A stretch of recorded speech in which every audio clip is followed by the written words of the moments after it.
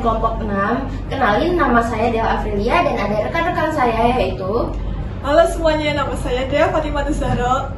Halo semuanya, nama saya Malinda Laita. Halo semuanya, nama saya Muhammad Imam Mulani Yusuf. Kali ini kita bakalan ngobrol serius tapi santai. Hari ini kita bakal bahas topik yang super penting, tapi sering banget dianggap berat, yaitu hukum tata negara. Iya, bener banget. Padahal kalau dilihat-lihat, hukum tata negara itu dekat banget loh sama kehidupan kita. Misalnya, kenapa presiden bisa memimpin negara dan kenapa DPR bisa membuat undang-undang, atau kenapa kita mempunyai hak untuk memilih pimpinan. Semua itu ternyata diatur dalam yang namanya hukum tata negara atau yang sering disingkat HTN. Nah, jadi apa sih sebenarnya hukum tata negara itu? Yuk kita bahas sama-sama. Secara sederhana, hukum tata negara adalah cabang ilmu hukum yang mengatur organisasi kekuasaan negara, mulai dari siapa yang berwenang, gimana negara dibentuk, sampai gimana hubungan antar pemerintah dan rakyat. Kalau menurut ahli Van Vollenhoven, HTN itu hukum yang mengatur semua lembaga kenegaraan dan hubungan kekuasaan antar alat-alat negara. Ruang lingkupnya itu luas banget, tapi bisa kita bagi jadi 5 hal utama. Yang pertama, bentuk dan susunan negara. Apakah kesatuan atau federal, sistem presidensial atau parlementer? Yang kedua, alat perlengkapan negara, yaitu seperti MPR, DPR, Presiden, MA, MK, dan lembaga lainnya. Yang ketiga, hubungan antar lembaga negara. Siapa yang mengawasi, dan gimana sih check and balance itu berjalan. Dan yang keempat, hak dan kewajiban warga negara, termasuk hak asasi manusia. Dan yang kelima, prosedur perubahan konstitusi. Nah, kalau diibaratkan, ruang lingkup hukum tata negara itu kayak peta besar yang menjelaskan seluruh jalan dan rambu-rambu kehidupan bernegara dan struktur kekuasaan sampai hak warga negaranya. Sekarang kita bahas gimana sih perjalanan panjang sistem hukum dan pemerintahan Indonesia. Mulainya dari masa kerajaan. Dulu, kekuasaan sepenuhnya ada di tangan raja, bahkan dianggap wakil dewa di bumi. Belum ada pembagian kekuasaan hukum yang berasal dari titah raja. Lalu masuk ke masa penjajahan Belanda. Nah, di sini Belanda memperkenalkan hukum tertulis dan sistem pemerintahan kolonial yang sentralistik. Salah satu yang terkenal adalah Reglement 1854, yaitu cikal bakal konstitusi di Indonesia. Tapi sayangnya lebih berpihak pada penjajah. Setelah proklamasi 17 Agustus 1945, Indonesia punya Undang-Undang Dasar 1945 sebagai dasar negara. Disitulah mulai diatur bentuk negara, kesatuan, dan pembagian kekuasaan. Tapi perjalanan nggak berhenti di situ. Pernah pakai Undang-Undang sementara 1950, lalu balik lagi ke Undang-Undang 1945 lewat Dekret Presiden 1959. Masa Orde Baru juga penting banget dengan kekuasaan presiden yang sangat kuat.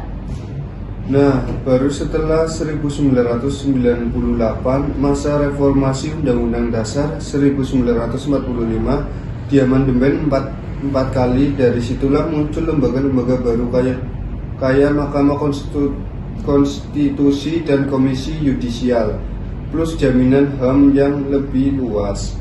Intinya, perjalanan panjang hukum tata negara Indonesia menunjukkan bahwa kekuasaan sejati itu harus tunduk pada hukum demi keadilan dan kesejahteraan rakyat.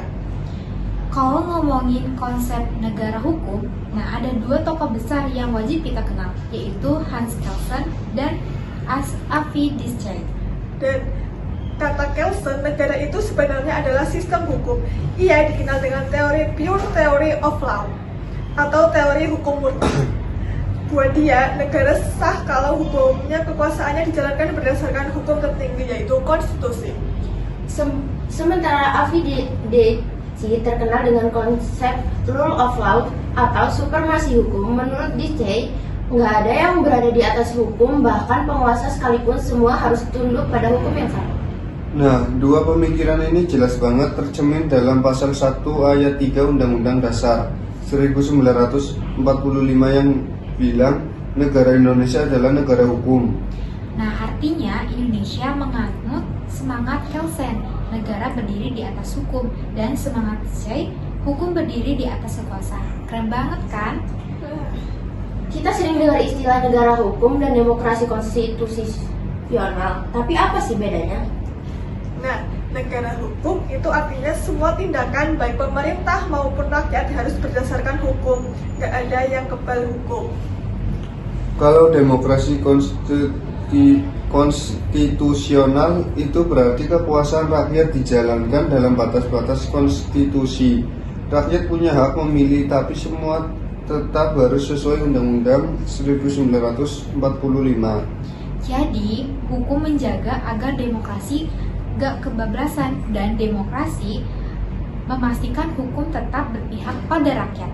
Keduanya saling melengkapi.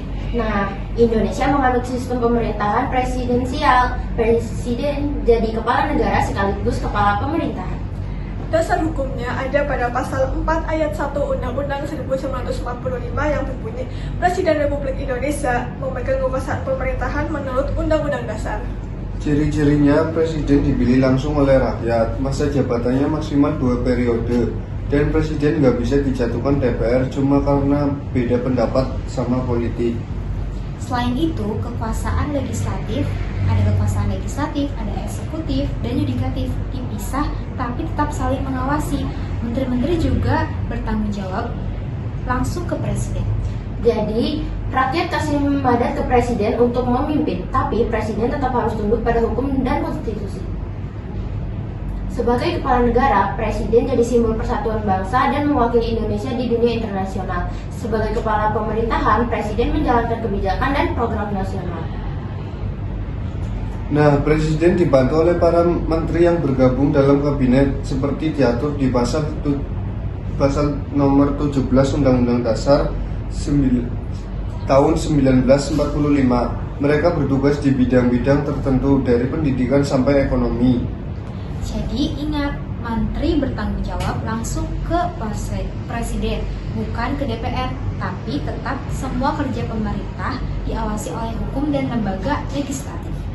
Selain presiden dan kabinet, ada juga 3 lembaga penting, yaitu DPR yang punya fungsi legislasi, anggaran, dan pengawasan. DPR mewakili daerah dan mengawasi kebijakan yang berkaitan dengan otonomi. MPR menjaga konstitusi dan melantik presiden. Jadi, gampangnya adalah DPR mewakili rakyat, DPD mewakili daerah, dan MPR menjaga konstitusi dan arah negara. Wah, ternyata hukum tata negara itu bukan cuma teori ya, tapi benar-benar menjadi dasar bagaimana negara ini dapat berjalan. Iya, dari kerajaan sampai era reformasi, semua perubahan hukum itu nunjukin satu hal, kekuasaan yang sejati harus tunduk pada hukum. Dan hukum yang baik itu adalah yang menjamin keadilan, kebebasan, dan kesejahteraan rakyat. Setuju banget. Jadi buat kita sebagai warga negara, penting banget paham hukum tata negara. Biar kita nggak cuma taat aturan, tapi juga paham hak dan kewajiban kita. Oke, sampai jumpa di episode berikutnya. Ngobrol serius tapi santai, tetap kritis, tetap cerdas, dan tetap cinta Indonesia. Bye.